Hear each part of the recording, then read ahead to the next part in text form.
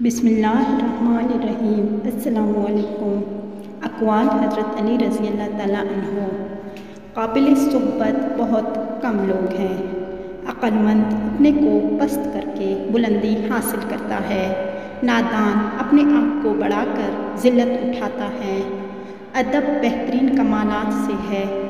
آدمی کی قابلیت زبان کے نیچے پوشیدہ ہے۔ گناہوں پر نادم ہونا ان کو مٹا دیتا ہے، نیکیوں پر مغرور ہونا ان کو برباد کر دیتا ہے۔ عقل مند ہمیشہ غم و فکر میں مبتلا رہتا ہے۔ خیرات افضل ترین عبادات میں سے ہے